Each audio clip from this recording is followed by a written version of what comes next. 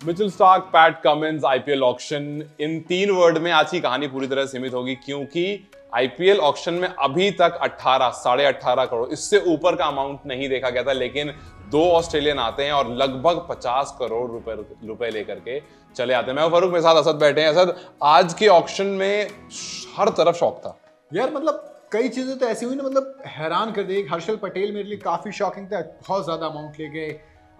फिर उसके बाद हैरी ब्रूक के साथ अच्छा हुआ फाइनली। हाँ, लेकिन इन सब से अलग जब पैट कमिंस और मिचेल स्टार्क आते हैं ना, ठीक है, मिचेल स्टार्क के बारे में हम सबको पहले से पता था कि 20 करोड़ का बैरियर तोड़ेंगे, but 1/4 of the team, total team का 1/4 अमाउंट ले जाएंगे, ये मैंने नहीं सोचा था। बिल्कुल। और पैट कमिंस, इनके बारे में तो बिल्कुल नहीं सोचा था, क्योंकि हमेशा हमने आईपीएल में अब तक डिमोशन होते हुए देखा, प्रमोशन होते हुए नहीं देखा, प्रमोशन होते हुए नहीं देखा। राइट। और यहाँ पे तो फारूक मोटा प्रमोशन, बहुत तगड़ा प्रमोशन हो गया।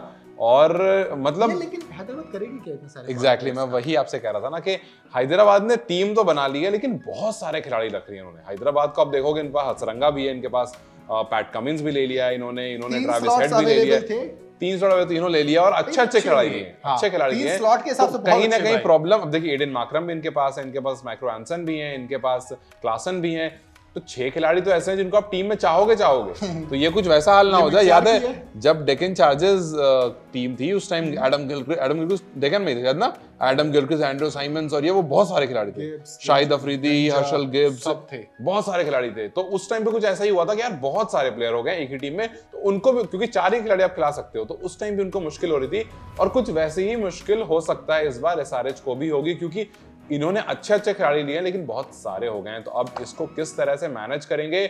और आरसीबी जो सिर्फ 23 करोड़ 25 लाख पर आई थी, वो उसके कमिंस के पीछे लगातार जा रही थी, लेकिन जैसे ही वो बैरियर क्रॉस हुआ, जैसे ही पैट कमिंस के ऐसा लगा कि भाई हमारे पास अब बचे हैं महज इतना 20 करोड़ रुपए या जो भी बचे थे वो लगाते गए, और लास्ट में लगा अब तो पैसे ही नहीं बचे, तो फिर उन्होंने छोड़ दिया।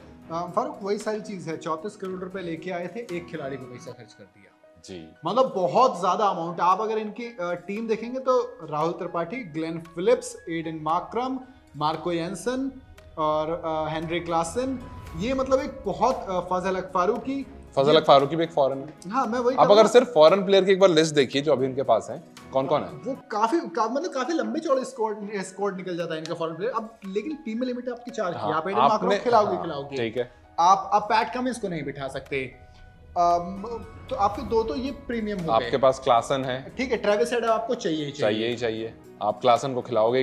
हाँ, मार्को एंसन को बैठना पड़ेगा, हसरंगा को कब खिलाओगे, कहाँ खिलाओगे? मैं सोच तो आपने खिलाड़ी बहुत सारे ले लिए हैं। पैट कमिंस खिलाएंगे तो फिर मार्को एंसन, मतलब मैं वही कह रहा हूं, नहीं जगह में देखिए, पैट कमिंस एक तरह के ऑलमोस्ट, इनफैक्ट बॉलिंग में पैट कमिंस ज्यादा बेहतर है, ऑब्वियसली एक्सपीरियंस ज्यादा है, तो आप उनको खिलाना चाहोगे, बल्लेबाजी भी वो कर लेते हैं। फिर उसके बाद आप हसरंगा को खिलाओगे, 2 यहां से ले लिया आपने।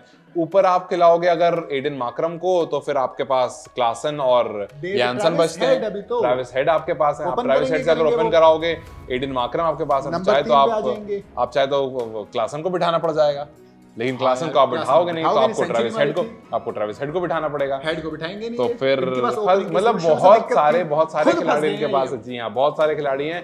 अब कोच को और मैनेजमेंट को थोड़ी दिक्कत होने वाली है कि यार इनको सेट कहाँ करें। ट्रैविस हेड जैसा खिलाड़ी ले करके अगर आप बेंच पे बिठा दोगे पूरे टाइम, नहीं, फिर तो वो आप उसके साथ भी हाल बुरा हो जाएगा। जी हाँ, बिल्कुल। कुल मिला के ऐसा लग रहा है फंस गए। उधर दूसरी तरफ मिस्टर स्टार्क वी वॉन, क्योंकि मिचेल स्टार्क को केकेआर लेकर चली गई है। और अगर केकेआर एक बार और थोड़ा सा नीचे, और या फिर गुजरात थोड़ा और पुश कर देती, हमें शामी और स्टार्क एक तरफ से देखने मिल जाते हैं, और शायद बहुत खतरनाक हो जाता, वो बहुत खतरनाक हो जाता। जिस तरह से लास्ट सीजन रहा है शमी का, उसको देखते हुए तो लगता है कि स्टार्क और शमी साथ में अगर करते बहुत ज्यादा मजा आ जाता, और फैन फॉलोइंग में लगता है बहुत ज्यादा उधर की तरफ चली जाती, लेकिन वैसा हुआ नहीं।